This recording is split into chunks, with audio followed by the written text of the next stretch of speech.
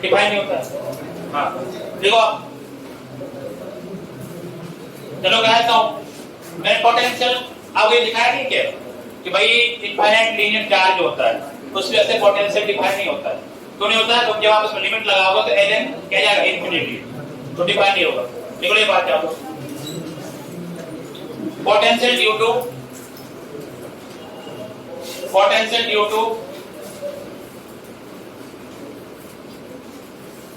Infinite linear charge,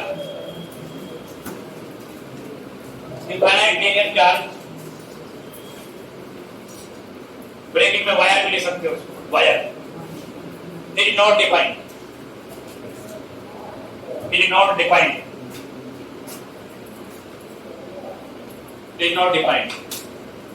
ठीक है। तो उस वजह से आपका जो है डिफाइन नहीं होता है। लेकिन पोटेंशियल डिफरेंस क्या होता है? डिफाइन होता है। देख लो but potential difference is defined, कितना होता है वो भी निकाल देते हैं। पोटेंशियल डिफरेंस ड्यू टू, मान लो आपके हमारे पास इस तरह से ये लीनियर चार्ज दिया हुआ है, plus infinity minus infinity lambda, और इसकी वजह से मान लो दो पॉइंट है हमारे, बी पॉइंट है, इसकी डिस्टेंस कितनी आर बी, और ये दूसरा ए पॉइंट है, इसकी डिस्टेंस है आर ए। आपको यहां से यहां तक जाना है, पोटेंशियल डिफरेंस निकालना है और बी के बीच। तो आप जानते हो पोटेंशियल डिफरेंस निकालने के लिए बीबी माइनस बीए क्या होता है? Integration E dot D R, कौन सी यूनिट लगती है? R A to R B, तो यहाँ होता है वहां पर यूनिट लगानी, ये फॉर्मूला होता है अपने पास। अब आप जानते हो ई की वैल्यू जो होती है किसी भी आर पर क्या होती है? 2k लैम्बडा बाय आर होती है। इसके बेसिस पे आप देखिए बीबी माइनस में बी है, यहाँ जाएगा 2k lambda by R D R, R A to R B, ये जाएगा 2k lambda by R A to R B. देखो तो बीबी माइनस में बी है, माइनस में 2k लैम्बडा, 1 बाय आर की इंटीग्रेशन क्या होता है? ln r, ठीक है। फिर 2k लैम्बडा बाहर निकलाएगा, 1 बाय आर की इंटीग्रेशन हो जाएगा ln r, तो यहां पर लिमिट लगा देंगे ln r में r a to r b, तो यहां पे आपको हो जाएगा माइनस में 2k lambda, then upper limit ln r b minus में ln r a, माइनस का मल्टीप्लाई कर दो, 2k lambda ln r a minus में ln r b, फॉर्मूला हो गया आपके पास bb minus ba, 2k lambda ln r a by r b, ठीक है। bb माइनस ba याद रखो तो अच्छी बात है, दैट यूज हो सकता है, 2k lambda ln r a by r b।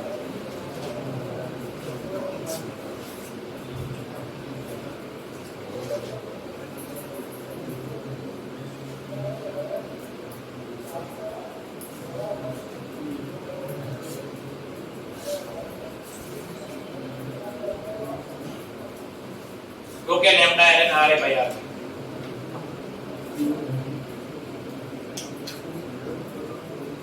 तो ये ऐसे याद रखना है, ये ध्यान रखना है, क्योंकि ये ध्यान रखना है बी यहाँ पे नजदीक वाला पॉइंट था, ए दूर वाला पॉइंट था, दूर वाला ऊपर आया, कुछ जैसे ज्यादा कोई चीज को कहीं कंफ्यूजन मत हो जाए ना, कि हमेशा नहीं होता। अगर यहाँ पे मान लो बी माइनस बी भी होता, जो दूर वाला है ना वो क्या होगा? ये वाला होगा, और इसको यहाँ ऊपर लिखना है, इसको क्या रखना पड़ेगा? ये तो माइनस का डिफरेंस आ जाएगा आपका आंसर में, माइनस का डिफरेंस आ जाएगा, क्योंकि मान लो आपने आर के ऊपर लिख दिया, आर नीचे लिख दिया, और वहां पर जो और लिखा हुआ था बी माइनस बी लिख दिया। तो चीजों को ध्यान दो कि भाई जो फॉर्मूला बनाया था कैसे बना था, ठीक है। आर ए दूर है तो ऊपर लिखा है, और यहाँ पे क्या है? या फिर एक बात याद रख लो कि जो ये चीज पॉजिटिव आएगी नहीं भाई, आर ए बड़ा है आर बी छोटा है, तो पॉजिटिव की जाने वाली। तो पॉजिटिव कब आएगी? जब नजदीक जो पोटेंशियल क्या होता है? ज्यादा होता है, और दूर पोटेंशियल क्या होता है? कम होता है। तो ये पोटेंशियल पॉजिटिव अगर रखना है तो ये कब आ सकता है? पॉजिटिव में, तो ऊपर क्या हो? बड़ी दूरी, और नीचे क्या हो? छोटी दूरी। तो ये ध्यान होती है, ये आप फॉर्मूला याद रख लो, ये पता है, लेकिन लगा तो गड़बड़ी कर जाओगे माइनस, तो ध्यान देना उस बात पे, कब लगता है कैसे लगता है। तो पोटेंशियल डिफाइन नहीं था, लेकिन पोटेंशियल डिफरेंस जो होता है 2k lambda ln r a by r b होता है, b माइनस में b है।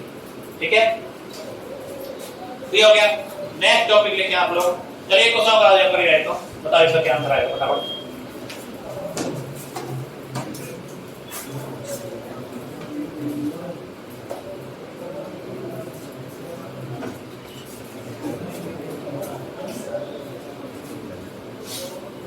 इस तरह का दिया हुआ है कोई आपको, रेडियस कैपिटल आर है ना, और इसकी जो है स्लाइंट हाइट बोलते हैं, क्या बोलते हैं इसको, आर, ठीक है। और क्यू जो चार्ज है ना, इसकी जो कर्व सरफेस है उस पे केवल यूनिफॉर्मली डिस्ट्रीब्यूटेड है। कैपिटल क्यू चार्ज जो है आपका यूनिफॉर्मली डिस्ट्रीब्यूटेड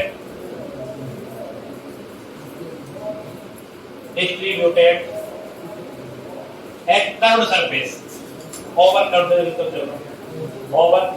surface, ठीक है, ये दिए हुए।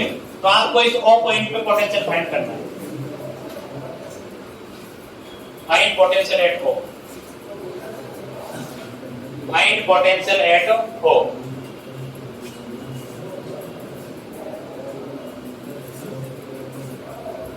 Find potential at O। तो ये आपका कौन है ना, ये कौन, आइसक्रीम इसमें खाते आप लोग, आइसक्रीम खा रहे, खाली कौन बचा हुआ है,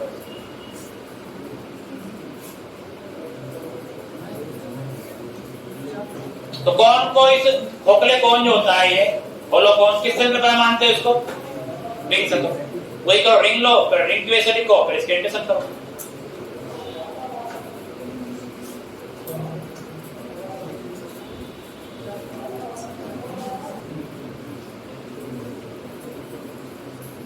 हाँ भाई, तो आप पता है यहाँ पे रिंग तो लेंगे आप लोग, एक रिंग ले लो यहाँ पे, तरह से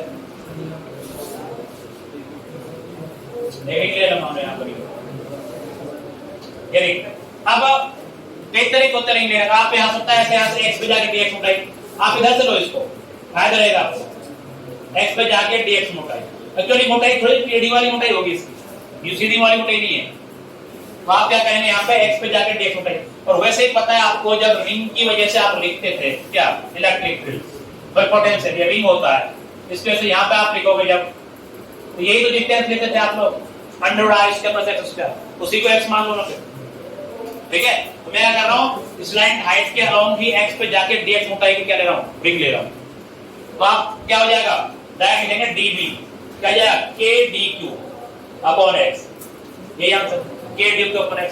अब बात आती है dq कैसे लिखा जाए, ठीक है, तो k dq अपॉन x लिखा जाएगा, तो dq कैसे लिखेंगे बताओ।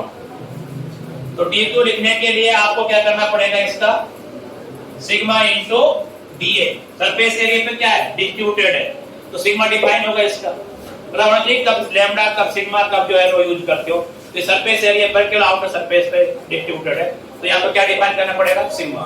तो आप पता है यहाँ पे जो dq की जो वैल्यू आने वाली है वो आएगी सिग्मा इंटू dA, ठीक है। अब dA की बात अगर हम करें तो dA क्या आएगा यहाँ पे, इसकी लेंथ, अगर मान लो इसकी रेडियस कुछ मान लो यहाँ पे कितनी स्मॉल r होगी, कुछ तो रेडियस होगी इसकी स्मॉल r होगी, ठीक है, स्मॉल r रेडियस मान लो इसकी, तो इसकी लेंथ कितनी हो जाएगी 2 पाई स्मॉल r, और मोटाई कितनी होगी dx, तो इसकी जो लेंथ आ जाएगी यहाँ पे 2 pi small r into dx। अब पंगा बदल गया ना कि भाई r भी आ गया और dx भी आ गया, r भी वेरिएबल है आपका और x भी वेरिएबल है। अब तो सिग्मा को डिफाइन करना है, सिग्मा को आप क्या डिफाइन करोगे, सिग्मा जो होता है q अपॉन एरिया, कितना होता है कर्व सरफेस एरिया, पाई r l, है ना, पता होगा ना आपको, कौन का कर्व सरफेस एरिया जो होता है कितना होता है वो पाई r l। तो यहाँ पे सिग्मा डिफाइन करने के लिए करेंगे पाई r स्मॉल l, ठीक है। अब इसको वैल्यू पुट कर दो सारी नीचे, तो d2 कितना आएगा आपके पास, q upon pi r small l, और यहाँ पे क्या बन जाएगा ये 2 पाई r, ठीक है, और क्या बन जाएगा, अच्छा ये वाला r कौन सा है बताओ, छोटा r आएगा बड़ा r आएगा, ये वाला इसमें बड़ा आर आएगा ये, है ना, गलत हो गई ये भी मुझसे। तो यहाँ पे क्या आएगा ये बड़ा आर, क्योंकि कंप्लीट टर्म्स एरिया से डिवाइड करोगे ना तो बड़ा आर आएगा उसमें। तो यहाँ पे आएगा कैपिटल पाई आर एन, तो यहाँ पे कैपिटल पाई आर आ जाएगा। अब देखो पाई से पाई कटेगा बस, यहाँ पे क्या हो जाएगा डी क्यू की value 2q upon R N, ये तो कांस्टेंट है, और आर dx ये। अब वैल्यू पुट करो, चलो dv की वैल्यू हो जाएगी यहाँ पे 2k q, आर एल सब बाहर है, इंटीग्रेशन r बाई x और dx ये। x की लिमिट क्या रहेगी बताओ? x की लिमिट 0 से लेके स्मॉल है, कि 0 यहाँ पर है और ये यहाँ तक पहुंचेगा 0 से स्मॉल है। अभी भी इसका इंटीग्रेशन नहीं हो पा रहा है, क्यों? r भी वेरिएबल है, x भी वेरिएबल, या तो सारा r में फंक्शन बनाओ या फिर x में। तो उसके लिए क्या करेंगे? सिमिलर ट्रायंगल यूज करो, है ना, तो रेशो से बराबर होता है ना कुछ, ऐसा समझ पाएंगे भाई। ये बड़ा वाला ट्रायंगल, ठीक है, और एक कौन सा, ये छोटा वाला ट्रायंगल, दोनों में क्या कर लो, कुछ रेशो से सेम होता है, साइड का सेम होता है, कुछ होता है capital R by small R, capital L by small L, ठीक है। तो सिमिलर ट्रायंगल यूज करने अपने कौन कौन से ट्रायंगल? एक बड़ा वाला ट्रायंगल ये वाला, इसमें आ जाएगा आपके पास capital R upon small R, side का रेशो क्या आता है? सेम आता है, और इसमें बड़ी एल ये आ जाएगी, और ये क्या हो जाएगी आपके पास? ये एक्स हो जाएगी, यहाँ पर जाएगा एल बाई एक्स। तो यहाँ से क्या निकलना अपने को? यहाँ से निकल जाएगा आपके पास स्मॉल, क्या कुछ चाहिए अपने को? आर चाहिए ना, आर, तो आ जाएगा आपके पास R by small L into X, यह जाएगा R by small L into X. इसको पुट कर दो आर की वैल्यू यहाँ पे, तो क्या बनेगा आपके पास? ये तो बी बन जाएगा, तो बी आ जाएगा आपके पास यहाँ पे 2k³ upon R L, small R की वैल्यू भी रही R by L into X, 1 upon X है पहले से, और dx, और 0 से लेके स्मॉल है, एक्स एक्स कट जाएगा, आर से आर कट जाएगा यहाँ, ठीक है। तो क्या हो जाएगा यहाँ पे? b equals to 2k³ L square integration dx, यहाँ पे भी आ जाएगा आपके पास 2k³, यह आ जाएगा आपका x लिमिट लग जाएगी 0 से लेके l, b इक्वल हो जाएगा 2k³, ये l स्क्वायर हो गया, l स्क्वायर, यहाँ हो जाएगा l, एक l से कट जाएगा, आंसर है 2k³ बाई l। तो आप समझ क्या क्या क्या मैंने यहाँ पे? सबसे पहले क्या करेंगे आप लोग? इस तरह से x दिशा पे जाके dx मोटाई की एक रिंग मानेंगे, ठीक है, ये हो जाएगा।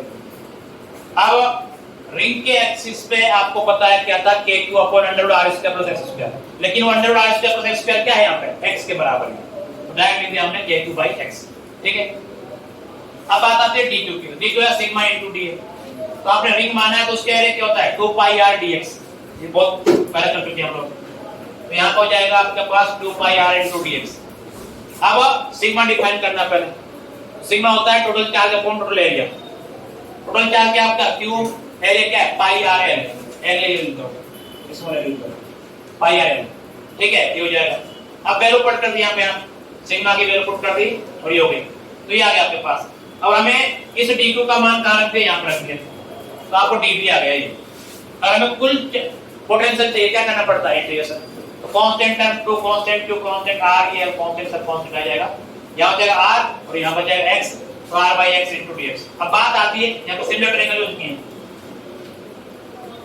सिमिलर ट्रायंगल प्रॉपर्टी यूज किया, ट्रायंगल प्रॉपर्टी,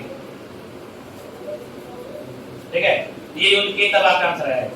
तो सिमिलर ट्रायंगल प्रॉपर्टी में क्या होता है? ये बड़ा वाला r का रेशो छोटे इस साइड के साथ ऐसा होता है, उसमें रेशो सेम होते हैं, और ये बड़ी साइड है यहाँ पे साइड है, और इसका किसके साथ? ये छोटी साइड के साथ रेशो दोनों सेम आते हैं, और इस तरह से आप कर लोगे, आप देख लो इसमें।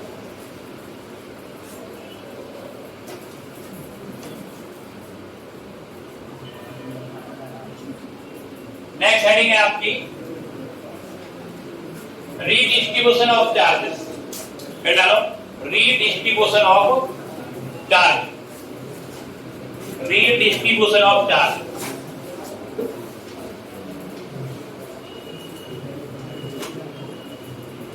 redistribution of charge। ठीक है, तो क्या होता है, ऐसे ही आपके पास मान लो दो कंडक्टर दिए हुए हैं, उनको अगर आप टच कराओ या फिर कोई तार से जोड़ो, चार्ज क्या होता है, रेडिएशन होता है। ठीक है, चार्ज जो है इधर जाते हैं। तो आपने ये बताओ, पहले दिमाग लगा के थोड़ा सा, मान लो ये कंडक्टर है आपके पास, और कंडक्टर में ही रेडिएशन हो सकता है, नॉन कंडक्टर में तो होगा ही नहीं, इंसुलेटर में उसमें चार्ज फ्लो होता ही नहीं कभी। और जो नॉन कंडक्टिंग है उसमें क्या चार्ज फ्लो जाएगा, तो उसमें रेडिएशन की बात ही नहीं करेंगे हम लोग। यहाँ पे मान लो कोई कंडक्टर था, इसकी रेडियस कितनी थी, R1 थी, इसका इनिशियल चार्ज Q1 है और इसका पोटेंशियल क्या है, V1 है। दूसरा कंडक्टर आपके पास यहाँ पर, इसकी रेडियस R2 है, इसका चार्ज Q2 है एंड पोटेंशियल इज V2। अब आपने इसको क्या किया, तार से जोड़ दिया इन दोनों को, मैंने की लगा दी यहाँ पे और एक तार से जोड़ दिया, तार से वायर से जोड़ दिया आपने। तो बोलो चार्ज किधर फ्लो होगा, अधिक चार्ज वाले से लोअर चार्ज तरफ। जैसे मैं बोल रहा हूं यहाँ पे Q1 is greater than Q2 है, तो क्या चार्ज Q1 से Q2 तरफ फ्लो होगा, हैं? मतलब आपको देते यहाँ पे मान लो 5 कूलाम है, यहाँ पे 2 कूलाम है, फिर आप दोनों टच कराओ या फिर कनेक्ट करो, तो चार्ज किधर जाएगा, Q1 से Q2 या फिर पोटेंशियल का कुछ देखना पड़ेगा, पोटेंशियल का देखना पड़ेगा। तो Q1 Q2 पर डिपेंड नहीं करता, ये बात ध्यान रखना, चाहे इसका 5 हो चाहे इसका 2 हो, लेकिन इसका पोटेंशियल अगर ज्यादा है ना, तो इस पे चार्ज कहां जाएगा, इधर जाएगा। तो जब भी दो कंडक्टर को जोड़ते हैं तो चार्ज जो फ्लो होता है हायर पोटेंशियल से लोअर पोटेंशियल, कब तक होता है, जब तक दोनों का पोटेंशियल सेम ना हो जाए। तो लिखो यहां, when two conductors are connected, when two conductors are connected,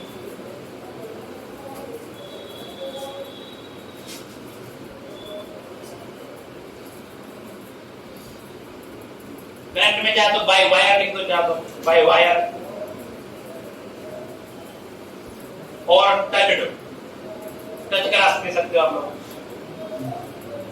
है ना, touch with each other. Then charge is flow from higher potential to lower potential. Then charge is flow from higher potential to lower potential. Then charge flow from higher potential to lower potential till the potential of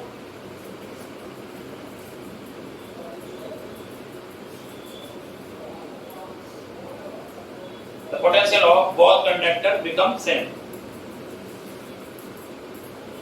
The potential of both conductors become same. जब तक दोनों का potential same नहीं होता था तब तक flow होता रहता है। ठीक है, तो ये मान लेते हैं हमारे पास इनिशियल कंडीशन थी यहाँ पे। तो इनिशियल में देखो B1 क्या लिखने वाला आपको, इनिशियल हम बात करें तो B1 होता है K Q1 by R1 and B2 क्या लिखोगे, K Q2 by R2, ये जाएगा आपके पास, ये हो गया। आफ्टर कनेक्टिंग, कनेक्ट करने के बाद क्या हो सकता है,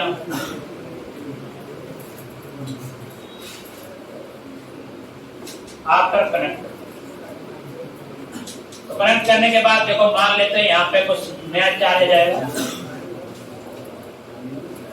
तो इस पे कुछ नया चार्ज मान लो कितना Q1 डैश, इसमें नया चार्ज मान लो Q2 डैश, पोटेंशियल दोनों क्या हो जाएगा सेम, दोनों का पोटेंशियल क्या हो जाएगा सेम, V सेम हो जाएगा दोनों का।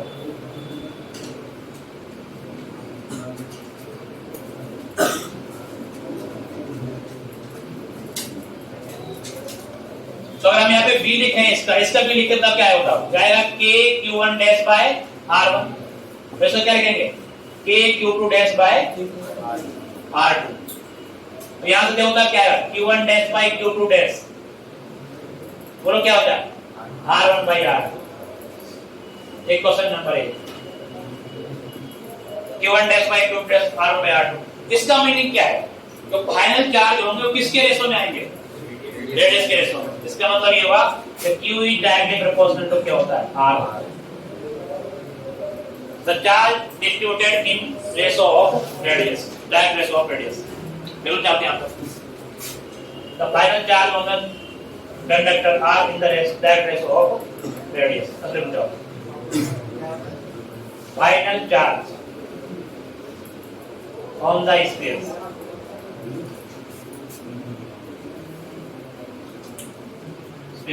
are in direct ratio of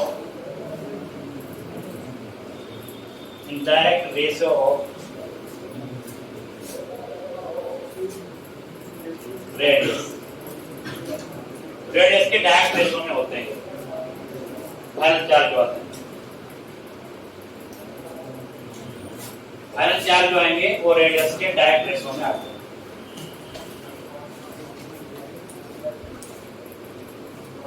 ठीक है अच्छा अब मैं बोलूं आप बताओ Q1 डैश की वैल्यू क्या होगी आप जानते हो रेशियो कैसे याद करते हो R1 ऊपर अपॉन टोटल सम कितना R1 plus R2 into total charge क्या आपके पास Q1 प्लस Q2 तो क्या आपको किसको डिस्ट्रीब्यूट करना है टोटल चार्ज डिस्ट्रीब्यूट करना है और डायरेक्ट रेशियो में कोई भी चीज डायरेक्ट रेशियो में बांटनी होती है आपने वो तो क्या करते हो वो उसका रेशियो ऊपर अपॉन रेशियो का सम इनटू टोटल कोई भी क्वांटिटी हो सकती है पोटेंशियल हो चाहे कुछ भी चीज हो अगर इनवर्स रेशियो में बांटते क्या करते हैं उल्टा सोचते हैं अगर हमें Q1 चाहिए होता तो क्या करते हैं R2 ऊपर लिखते हैं इनवर्स रेशियो के लिए ये सब जानते हो आप लोग पहले पढ़ चुके हैं अच्छा एक पर हमें निकालना है Q1 Q2 की वैल्यू क्या आएगी दूसरा आएगा चार्ज कंजर्वेशन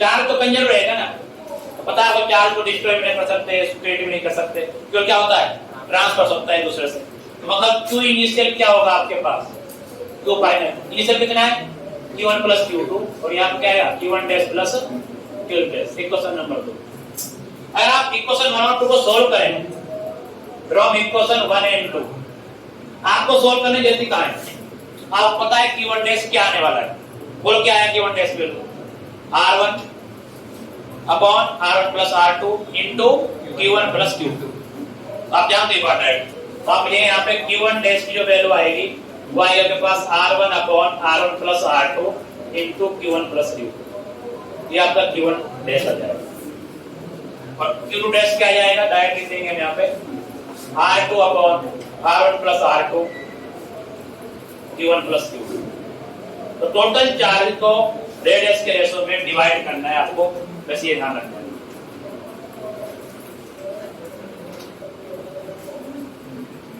ये हो गया चार्ज का रेशियो अगर मैं बोलूं चार्ज डेंसिटी का रेशियो क्या होता है चार्ज डेंसिटी देखो चार्ज डेंसिटी अगर मैं बोलता हूं सिग्मा 1 डैश तो क्या आता होता है यहाँ पे Q1 डैश अपॉन 4 पाई R1 स्क्वायर ठीक है और सिग्मा 2 डैश क्या होता है यहाँ पे Q2 डैश अपॉन 4 पाई R2 स्क्वायर ये होता है चार्ज अपॉन एरिया तो आप यहाँ पे sigma 1 dash upon sigma 2 dash निकालें तो क्या हो जाएगा Q1 dash by Q2 dash और यहाँ बचेगा R2 square upon R1 square दोनों को डिवाइड कर दिया इसमें पर आप जानते हो Q1 dash upon Q dash क्या है R1 बाय R2 है ना तो आप लेने क्योंकि Q1 dash by Q2 dash वो आपका आएगा R1 बाय R2 इसको यहाँ पुट कर चलो तो इसको पुट करने के बाद क्या बनेगा यहाँ पे ये बनेगा आपके पास sigma 1 by sigma 2 dash equals to ये हो जाएगा आपके पास R1 by R2 square by R1 square एक R1 से R1 मर जाएगा एक R2 से R2 मर जाएगा तो sigma 1 dash upon sigma 2 dash वो आ जाएगा आपके पास R2 बाय R1 इसका मीनिंग क्या हुआ तो सिग्मा जो होता है इनवर्सली प्रोपोर्शनल क्या होता है R होता है तो चार्ज डेंसिटी जो होती है वो रेडियस के इनवर्स रेशियो में आती है देखो the charge density are inversely proportional to radius देखो यहाँ पे charge density is charge density sigma होता है sigma is inversely proportional to inversely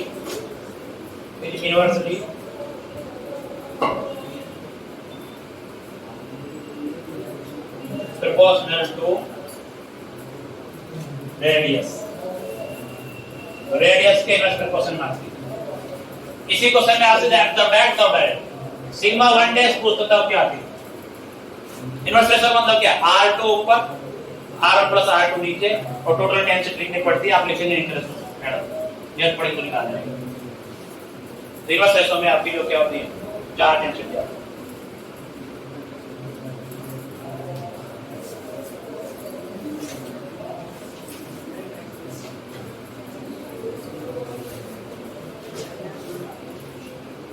यार 2-3 बात में चल गई 4 टेंशन के बारे में पता चल गया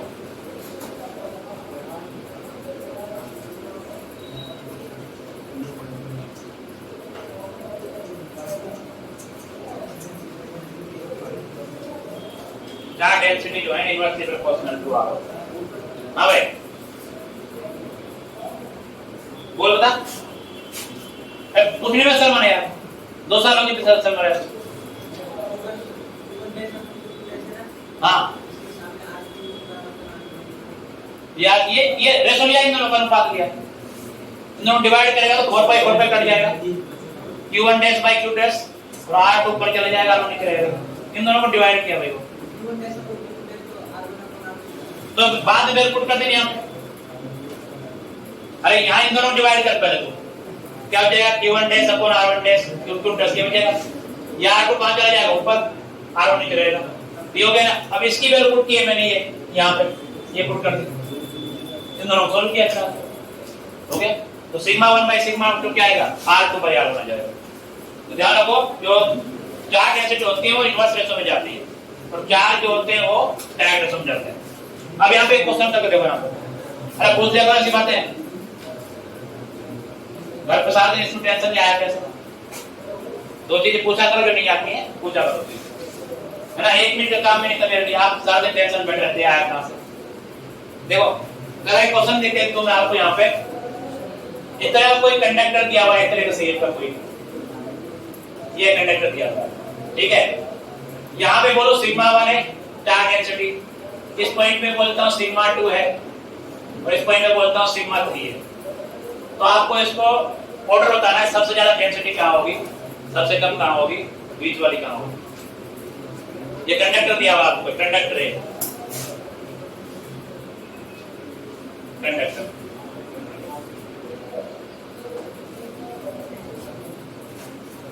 तो इनको जो आपको डिक्रीजिंग ऑर्डर बताना है सिग्मा 1 सिग्मा 2 सिग्मा 3 को डिक्रीजिंग ऑर्डर में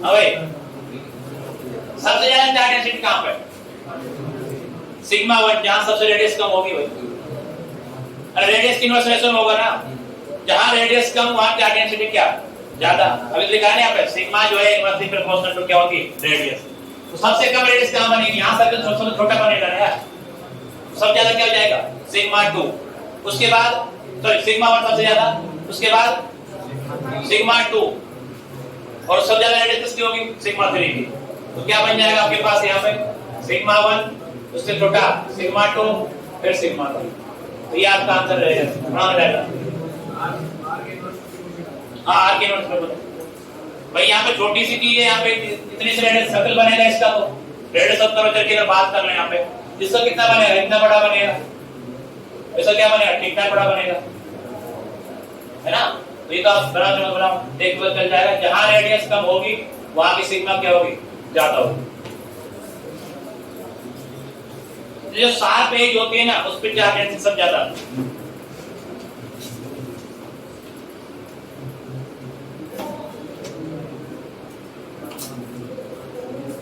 चलिए क्या density at sharp edges is more क्या density at sharp edges is more sharp edge होते हैं वहां पे चार्ज डेंसिटी ज्यादा होती है तो इसी का ही यूज किया जाता बड़ी बिल्डिंग जो होती है ना इंडोर में है नहीं इतनी बड़ी बड़ी बिल्डिंग तो उनकी छत होती है ना वैसे उसके ऊपर ना एकदम लोहा बहुत ज्यादा तय होता है लोहे के भी क्या है तार खड़े की होते हैं नुकीले नुकीले से क्यों क्या खड़े क्यों होते हैं जैसे वो लाइटनिंग होती है बादल के करंट के जो लाइटनिंग हुई तुरंत वो क्या करते हैं नुकीले जो तार होते हैं वो कैच कर लेते हैं क्योंकि इसमें क्या होती है, चार्ज डेंसिटी बहुत ज्यादा आ जाती है इसके ऊपर, न्यूक्लियर तार के ऊपर।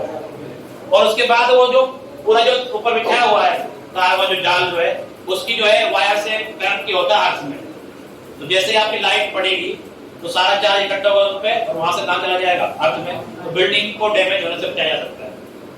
इसलिए जो है तो यहाँ पे प्रोटेक्ट द बिल्डिंग जो है, शार्प जो की जो होती है, की क्या बोलेंगे आप लोग, नेम पर कुछ भी लिखना है, वो बिल्डिंग की छतों पे लगाए जाते हैं। देख लो अपने हिसाब से, है ना, याद आएगा कोई बात तो to protect the building is to protect the buildings। तो नुकीले तार क्या बोलते हैं, शार्प नेल, कुछ भी लिखो, कुछ भी शार्प आयरन नहीं, कुछ भी लिखो, शार्प नेल।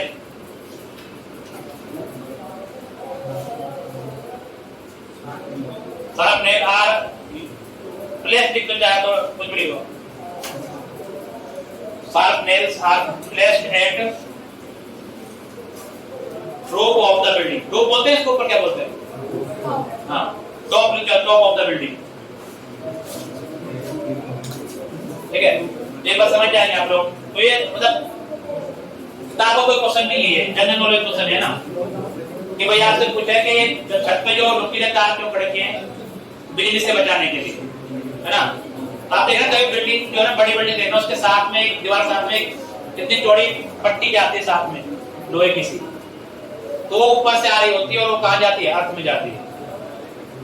ठीक है, तो इससे क्या होता है, जो भी तार वार जो लाइटनिंग वगैरह होगी, वो सारा चार्ज कहां चला जाएगा, अर्थ में चला जाएगा, और वो अर्थ से जो है बिल्डिंग बच जाएगी। पता है कि लाइटनिंग होती है बहुत ज्यादा पावरफुल होती है, अपनी सिंपल लाइट है जो घर में इससे 10 लाख गुना ज्यादा पावरफुल होती है ना, लाखों वोल्टेज प्रोड्यूस करती है। ठीक, और लाइटनिंग होती क्यों है, ऐसा मैंने तो चार्ज डिस्चार्ज की वजह से। तो ये बादल होते हैं, रगड़ के क्या जाते हैं, चार्ज होते हैं, अपोजिट चार्ज। जैसे दो बादल जो अपोजिट चार्ज दोबारा मिलेंगे, तो प्लस माइनस जब क्यों खत्म होगा वहां पे चार्ज, तो वहां से क्या निकलती है, एनर्जी निकलती है। तो वही एनर्जी क्या आती है, अर्थ की तरफ आती है, अर्थिंग की वजह से। ठीक है, अच्छा एक और यहाँ पे एक छोटा सा कोई आपको पूछ ले, एक फैराडे केज नाम से होता है, इसको लिख लो, ये कोई जनरल नॉलेज का क्वेश्चन है, फैराडे केज। जैसे आपसे कोई पूछे कि लाइटनिंग हो रही है और आप कार में बैठे हो, तो आपको क्या करना चाहिए, कार पे रहना चाहिए या फिर बाहर निकल के पेड़ नीचे आ जाना चाहिए, कार के नीचे घुस जाना चाहिए? क्यों? कार की बॉडी जो होती है लोहे की बनी होती है, तो जो भी चार्ज हो कहाँ सरफेस पे रहेगा। इसी को क्या बोलते हैं, फैराडे केज बोलते हैं। तो जो कोई भी डिवाइस को इलेक्ट्रिकल फील्ड से बचाने के लिए आप क्या करते हैं, उसको लोहे के डिब्बे में बंद कर देते हैं।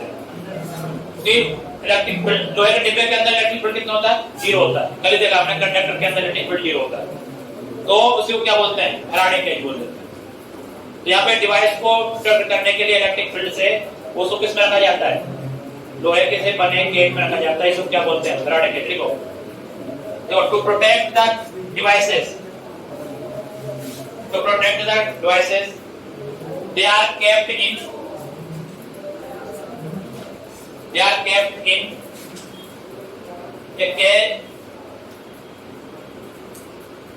made by conductor,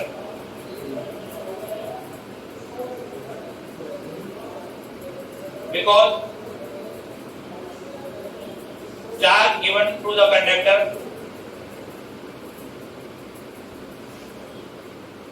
distribute over the surface and field inside is 0। तो आपको वहां से डिवाइस को इलेक्ट्रिक फील्ड से बचाना है, तो आप ये कर सकते हो, इसको बोलते हैं फैराडे केज, है ना। ये अपने साथ लिख लो, बिजली गिरते समय कार के अंदर ही रहना चाहिए, बस अपने साथ में। जब बिजली गिरती है तो कार के अंदर, इतनी इंग्लिश नहीं आती अपने को ना, उसका सोचेंगे फिर दिमाग लगाएंगे, खुद लिख लो।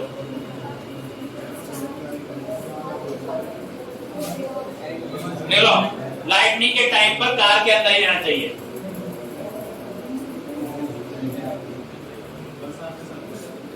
बरसात के समय निकल लाइटनिंग होने तक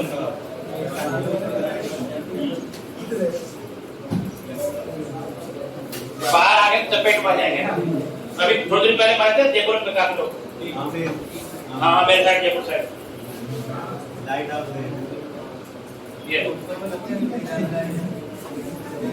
ऐसे बोलते हैं। तो फिर गाँव में तो जो सांप वाप होता है, नाग होता है, उसके ऊपर पड़ती है ना। ऐसा कुछ नहीं है, कुछ नहीं देखेंगे, पड़ेगी तो आप सबके ऊपर पड़ सकते।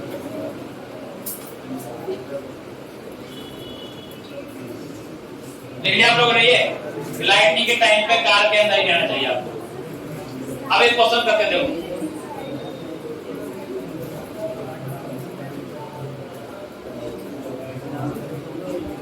देखो एक क्वेश्चन है छोटा सा। यहाँ पे 1 से 4 कंडक्टर दिया हुआ है, इसकी रेडियस r है और 4 इसका q है और इसका नाम है a। दूसरा कंडक्टर दिया है जिसको कोई चार्ज नहीं दिया था मैंने, जिसको रेडियस दे दी b। और तीसरा कंडक्टर जो है इसकी रेडियस 3r है और इसको चार्ज दे दिया 2, इसका नाम है c। ठीक है, क्वेश्चन ये पूछा है कि पहले जो स्फीयर a है उसको b से टच कराते हैं, आफ्टर दैट c से टच कराते हैं और इनको दूर दूर रख देते हैं। तो इन पर फाइनल चार्ज क्या होगा? देखो देखो sphere A first touch with B and after that touch with C.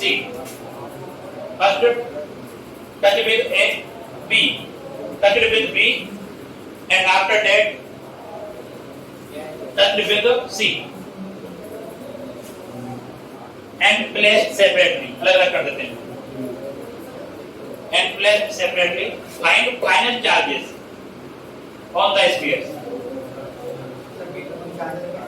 इसका कोई चार्ज नहीं, इसको zero charge. Find final charges on the spheres. करो 2 मिनट देता हूँ।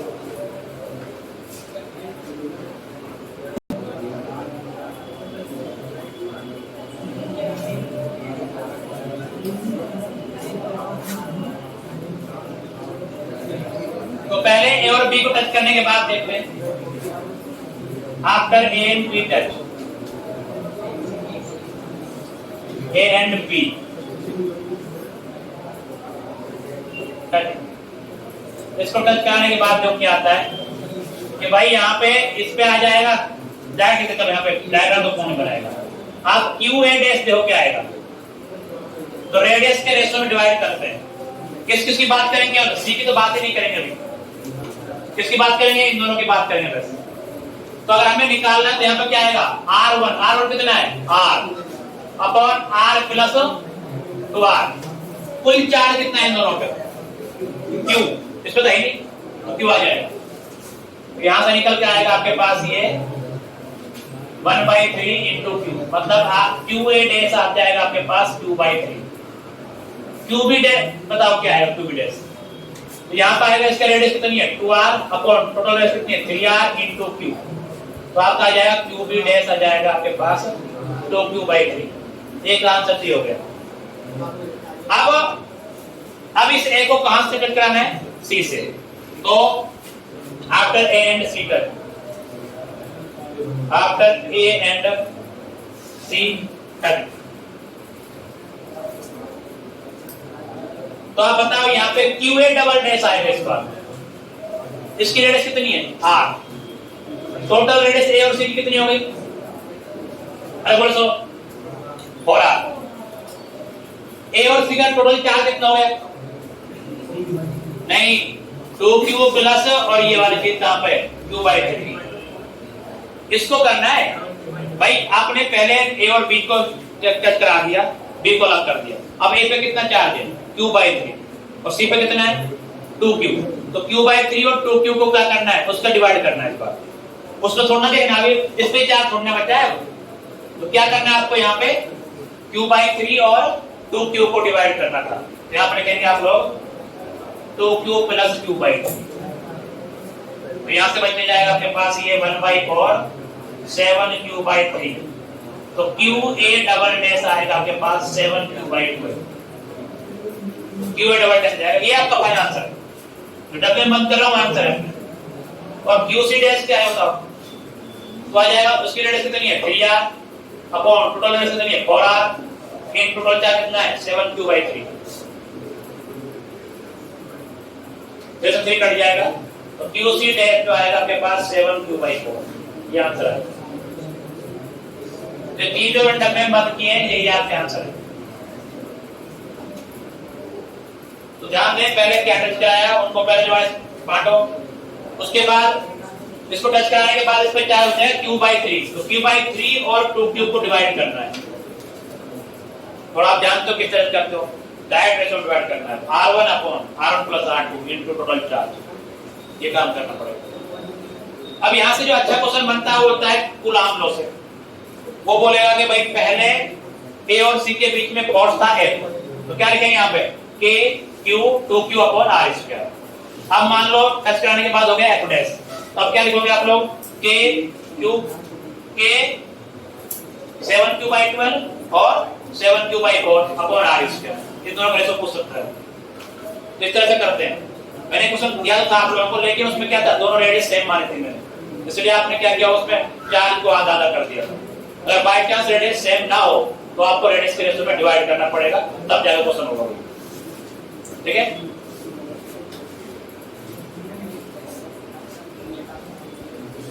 अगर रेडियस सेम होती है तो क्या आएगा आधा आधा बढ़ जाएगा, सिंपल स्मूथ करना ही नहीं। लेकिन यहाँ पे आपको काम करना पड़ेगा रेडियस रेशो। दिया हो गया। नेक्स्ट देखिए आप लोग heading line integral of electric field. Line integral of electric field.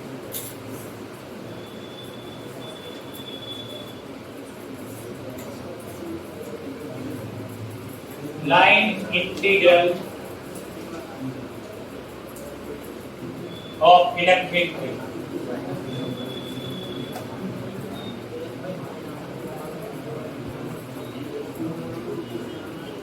देखो मान लो इस तरह से दिया हुआ आपका ये आपका x है ये y है और यहाँ पे ओरिजिन पे एक चार्ज रखा है q।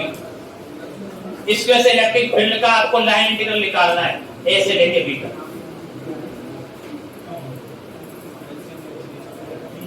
ठीक है ये बन जाएगा आपका R A vector position of point A and position vector of point B is R B vector. आपको लाइन इंटीग्रल निकालना है integration E dot D L निकालना है। इसका मतलब क्या होता है लाइन इंटीग्रल का मतलब इलेक्ट्रिक फील्ड का integration E dot D L. Surface integration of electric field integration E dot D L. अरे मतलब समझो लेंथ के साथ इंटीग्रेशन कर रहे हो आप लोग किसी भी चीज का उसको बोलते हैं line integral.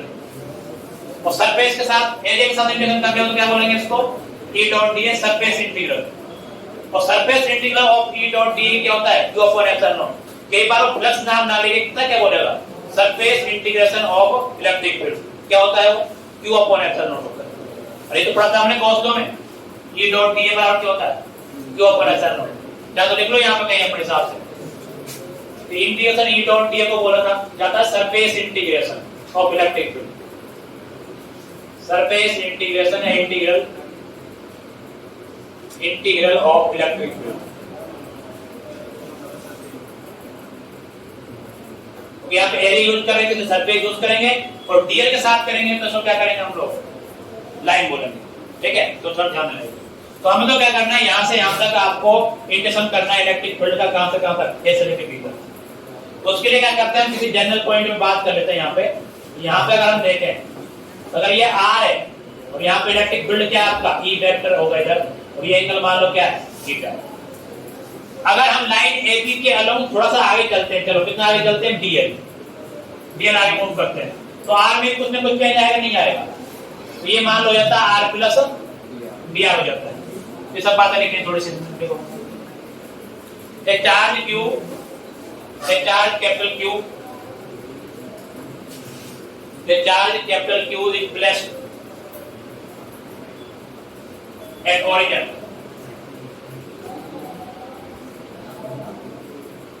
and line integral of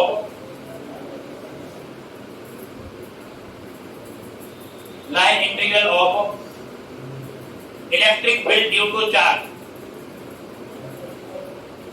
line integral of electric field due to charge to be find along line AB, along line AB. आगे ना, the change in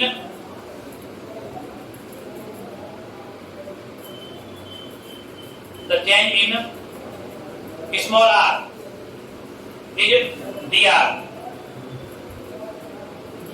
The change in small r is dr in small displacement dl. In small displacement dl along AB. तो dl चले आप इधर आगे, उसके corresponding r में change कितना हुआ dr. ये वाला डायग्राम बना लिया आपको, ऐसे भी तक आपको फाइंड करना। देखो अब क्या करना है अपने को, लाइन इंटीग्रल फाइंड करना। देखो लाइन इंटीग्रल ऑफ इलेक्ट्रिक, इसका मतलब है integration E dot dl A से B तक, ये फाइंड करना है। इसको क्या लिख सकता हूं मैं, इंटीग्रेशन बात नहीं है E dl cos थीटा इसका ग्राफ A से B तक। अब देखो यहाँ पे थोड़ा सा देखो डायग्राम, ये वाला डायग्राम बनना नहीं वाला, इसको बना रहा हूं मैं यहाँ पे, छोटा वाला बीच में बन रहा है, इसको देखो यहाँ पे ऐसा कुछ दिया हुआ है, ये R है, ये आपका यहाँ पे एक तरह से दिया हुआ है, ये तो R है पूरा यहाँ से तक, तो ठीक है। अगर मैं यहाँ पे परपेंडिकुलर खींच दूं, इधर आपका क्या है, E वेक्टर है, और ये क्या है थीटा, और ये लेंथ कितनी है dl। अगर ये जेड जैसा बनना है यहाँ पे, तो यहाँ पे क्या हो जाएगा थीटा बन जाएगा। ये क्या होगा आपका छोटा सा dr, और यहाँ से आता तो क्या होगा ये r होगा। ये तो है स्मॉल एंगल है, बहुत छोटे एंगल, मतलब बहुत बड़े एंगल नहीं होते, तो आप थीटा मान सकते हैं, ठीक है, जेड जैसा मान सकते हो आप लोग, बहुत छोटे एंगल होते हैं।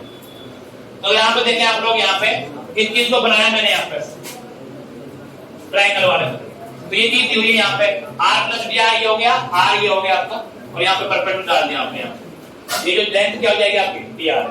अगर आप cos का देखें, cos का मतलब क्या है, बेस अपॉन बेस क्या है dr, और ये क्या है dl, इसका मतलब dl cos थीटा किसके बराबर है, dr के बराबर।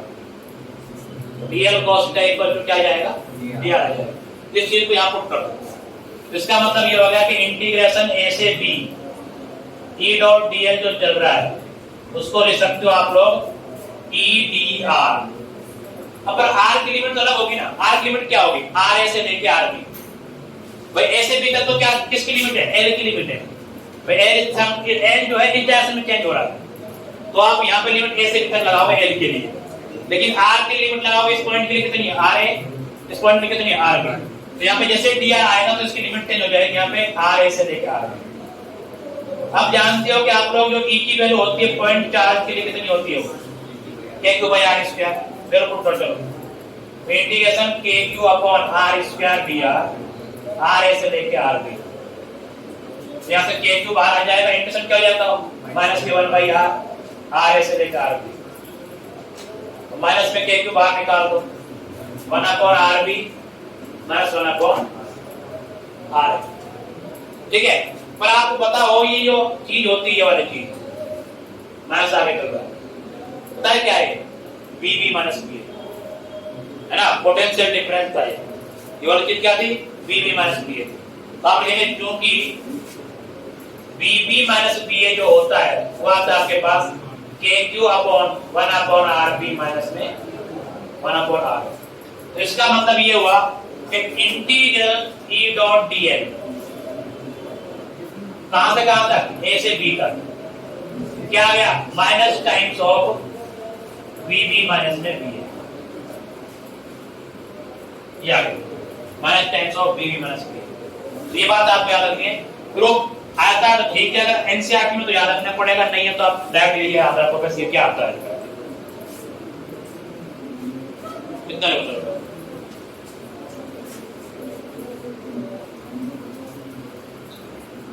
देखो इसमें लाइट में देखो the line integral of electric field, the line integral of electric field is